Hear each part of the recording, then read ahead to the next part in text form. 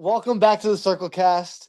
In this episode, we got Icez Killz from Elizabory, and we're here to talk about our side project called Lavender Noose, brainchild from Ice. Do you want to explain where the idea for this band came from? I would say I was definitely listening to a lot of the SBM, but also I wanted to add like pretty colors and flowers to it as well. Um, I would say a lot of the inspirations from personal experiences. And you know, it's your birth child idea. What made you want to recruit me of all people? I wouldn't say it's just my birth child because you made all the instrumentals. Like all the instrumentals are crazy. I think I chose you because you definitely vibe with the SBM heavy. That is true. That is true.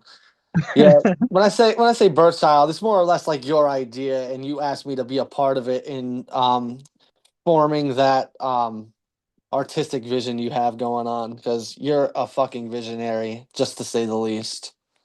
Thank you, thank you. Absolutely, with all the stuff with Elizabory and like Elizabory isn't just a band and music; it's like theatrics. It's like you add that extra element to it, and boy, did we do that for our two live shows, which we'll talk about shortly. But yeah, do you want to discuss like some lyrical themes on the album? Lyrical themes. They do get pretty heavy. But I would say the main storyline, it's kind of a mix of fiction and like real experiences, but the main storyline is the protagonist. He's unnamed, but he's very much in love with someone called Cassandra, and her name is mentioned many times in all these songs. Um, and so it gets darker as each song goes, and he gets crazier. She leaves by the second song or something. He goes insane. And so he spirals out of control into like this depressive hole that's like in his heart. And then he incinerates. He- Yes, he yeah. ceases to exist. And he becomes a bunch of rose petals that flows down to hell, basically. That's fucking awesome. Even working on the stuff and reading the lyrics, I didn't even know this was a like concept album, pretty much. Honestly, the thing for it being a concept was your idea. Yeah, true. Like more or less just the way the album flowed. I wanted it to flow a certain way. I feel like it's like I don't know. Even I got to go back and listen to it again, but I felt like we had some sort of like night. Oh yeah, I remember what you're saying with with the cycles. We have a thing with the cycles. I think it's like 3 songs per cycle. Mhm. I remember that. What that was my idea. But I still, forget what the cycle names were, but yeah. yeah, I can't remember. We have to go back. We have to go back. This has been a long time coming. We were supposed to drop this album back in February, but a lot of holdups between my end with the MIDI tracks, trying to send them over to you, and it was just a bunch of headaches trying to get a drummer. And now we just ultimately decided on program drums, which we try to make sound as real as possible. But compared to like the demos I sent you, you're making it sound a little more gothic and industrial sounding. Don't be offended if I said the wrong word, Huh. industrial. It just Huh. sounds pretty like industrial gothic to me. Yeah. Very experimental. Very experimental. Yes, that's a great word for it. Mhm. Um, yeah. Um, for like the music aspect, I want to say I wrote some of the songs for the album, but me and Lamort were, ever since 2023, right? Been talking about dropping a split album, and then it turned into a collab album, and then I don't know what's going on right now, but we're still trying to work on an album. But back when it was going to be a split, back in I want to say early November 2023, I wrote 4 songs for it, and I ended up using 3 of them for this album, and I thought they were pretty dark sounding.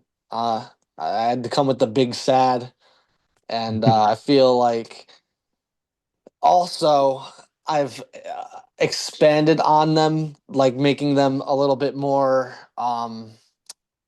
what's the word I'm looking for? Symphonic with the bells and the synths and the choirs and all that.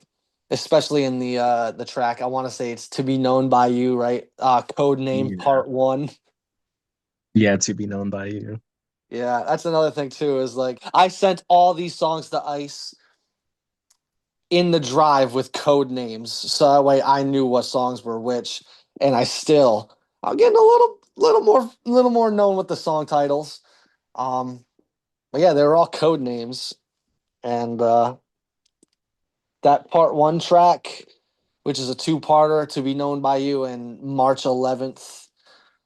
Those two tracks are the heaviest hitters, I think, on the album musically, Yeah. especially that March 11th track. It's like odd time signature in it. Um, keep people on their toes, not so straightforward. Mhm. Uh, yeah, and then I feel like one of the code name DSBM one or two, the one that Lamort said sounded like music, which is not entirely wrong. It's very heavily inspired by that, but it also just sounds like a human song that I just like expanded onto. It just sounds like Black if it was like more DSBM and longer. Yeah. Now all of them have a name. So Yeah, now they all have a name. I just got that one in particular. I think is the Christmas song yeah, A Christmas Solitude. in Christmas Solitude or A or in A Christmas Solitude. A Christmas Solitude. Yeah, and then I think my favorite besides To Be Known by You and March 11th is definitely the code name Romantic. I don't remember what that one's called, but it's the piano ballad. Pulling out heartstrings. Heartstrings. That's what that one is. Yeah, Yeah. Heartstrings. That one is probably my favorite song besides the dual tracks. Yeah, Um, that one's fun. I'm thinking of changing the lyrics on that one. was that the first track? Yeah, that's the first track. That's the I'm first gonna track, right? Yeah, it starts yeah. off super beautiful and then it just descends into this deep, Madness. deep, dark, depressive abyss. I would say some of my favorites. I think Christmas Solitude is one of my favorites, but that's because we just played it for the first time, and I finally made new lyrics to it recently. Okay. Um, Wait, since after the show you put new lyrics? no, no, like shortly Before. before the Okay, show. shortly before Yeah, the show. Yep. Okay. yeah. So like that, I haven't had lyrics for that one for a while until recently. Um, and Carving Pumpkins with the one I love, that one's another like really good opening track, I would say. Which code name is that one? Um, I don't remember. Carving Pumpkins. Damn. We played That's that one live? yeah, that's the one that's the Gothic one. We played it first at May 17th. First that May 17th. Oh, that's the odd no, it's not the odd time signature one. Is it? Uh, no, I don't. It no, it was I'm looking. Oh yeah, it is odd time signature. yeah, it is odd time signature, right? It's the one that goes dun dun dun dun dun Yeah, dun dun. Yeah, that one was I don't even know if it's not time signature. I just code named it that. it's very haunting, I would say. Yeah. Yeah, we didn't play that at the second show. Yeah. Yeah, let's talk about the shows. Oh yeah, let's do it. Yeah. Mhm. Hmm. May 17th was our first live performance at where was that? The Tank and The Agawam, tank. Massachusetts. Yep, Agawam, the tank. And I still have that video in my gallery, not ready to upload. I still have to edit it and whatnot, but it's still in my gallery. The full show, which I want to put up now that I'm back on my grind. Um, that show was Yeah. fun. we opened up with a very sexy song. Yeah, Freaking You by Jodeci. Yeah, what made you want to open the set with that? So since the songs are very dark and serious, I think it's good to like vibe to something unserious and silly. So that way, like, it not cancel itself out, but it like balance itself out. Right. And then for our second show, you decided to open with Hood Gonna Love Um, It. yeah, Hood gonna love it. That song, I'm telling you, when that played through the speakers, everybody in the room was jumping. They They're recognized that shit bumping. from GTA as fuck. Yeah. So like I think it works very well because people like they get the vibe and then they get hit with a double whammy. Right. Yeah. I feel like we're catfishing. Like it's very unpredictable. Yeah, we're Mhm. catfishing them. They're like, oh, they think it's about to be some vibe and shit, and then we just hit them with the deep, deep, dark, depressing. It's a good switcheroo. Yeah, exactly. So it vibes right. Everyone gets the vibe. They chilling and then they get the traumatized. Right. Yeah. Um, oh man, the problem with the live shows is that since we don't have a drummer, we got to play through backing tracks, and I am a deaf bastard. I can't hear shit. Yeah, I So I think. kept, especially during that first show, I kept fucking up and falling off of time because I kept losing the drum beat. Mhm. I think I did a little better in that second show, but I think I just need either like some in-ear monitors playing just the backing track so I could hear the drums or something for the next time. Or we could just get a fucking drummer, but that's hard. The songs are Definitely. pretty And fast. though I feel like we kind of benefit without a drummer in a way because then we can play the songs that have like pianos and synths and stuff. Hmm. Yeah, you're right about that. You are right about that. It's hard to get those backing tracks through with a live drummer. Yeah. Unless the drummer's playing to a click. Yeah, definitely. I mean, we don't do that in black metal. Or Fuck like that. we all have in ears, like including the drummer. Yeah, yeah, literally. Yeah, we don't use a click in black metal. Fuck that shit. Fuck that shit. Go raw or go home. Exactly. But I think the Yeah. the old guy made the backing tracks quieter mid set or like second song in. But yeah, I was standing on the stage for this for the second set. I was standing on stage, and then about 30 seconds in, I'm like, I can't hear shit. I got to stand right next to the monitor. So and then your screaming came through the same monitor. I was like, oh my god, He like made my screamer louder for some reason. yeah, it was So I fun though. It turned was down. it was a Yeah. great time, and Mhm. I would say our grand finale was better in the second set than the first set. Yeah. I I know think so. I changed my vibe for the second set. I had a different choice of elimination this time. Yeah, right. Yeah, we'll call it that. Yeah. The way And we then said our I farewells. mhm. I do think the second performance of the title track Lavender Noose went like a lot more crazier because I was using a lot of like delay and reverb and stuff and just like basically going insane with all the echoes That's and the one where feedback. it's just you and piano, right? Yeah. Yeah, that one went crazy. Yeah. Nah, it was fucking awesome. It was great, and hope we could do it again sometime in the near future. Yeah. Going to shows is fucking few and far between for me. It's rough. But yeah, so we're gonna try to get this album released this Valentine's Day. Over a year since the last potential release date, but we're trying. We We got got 5 months. yeah, Yeah. we got yeah. Or It's 4 months really, but yeah. yeah, it's coming down to the wire now. Mhm. Um, yeah, and I think that when we release the album, we'll drop it as a studio release. But I also want to have like a deluxe version with all the because we're gonna release the album with your MIDI. I sent you the MIDIs. You're gonna do it with your sounds, your everything that you're gonna add to it.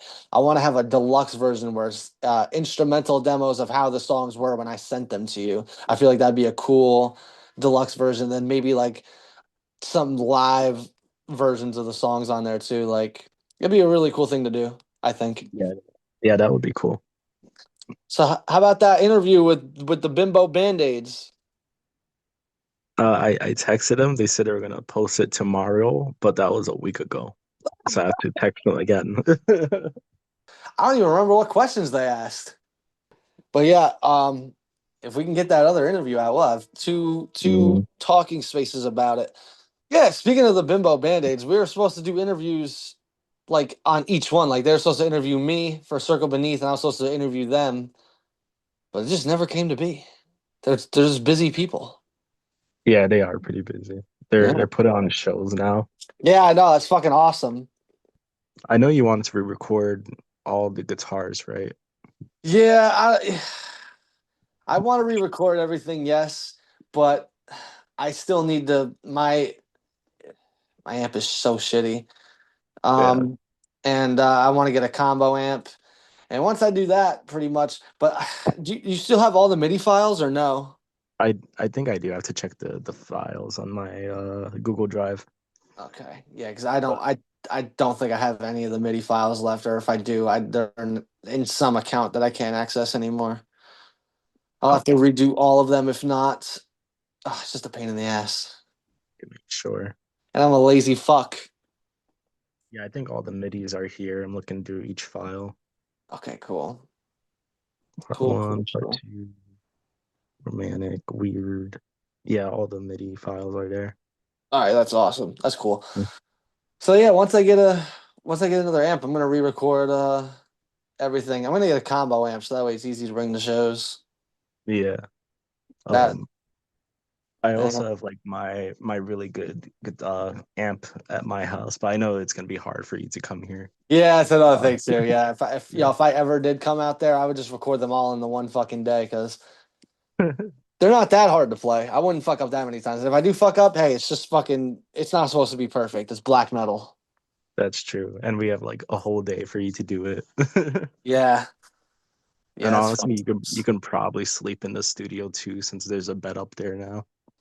Yeah, well, it's been great talking to you. Thank you for joining me here to discuss our project. I don't know how many people are going to be listening, but if you're listening, shout out to you. You're a fucking G.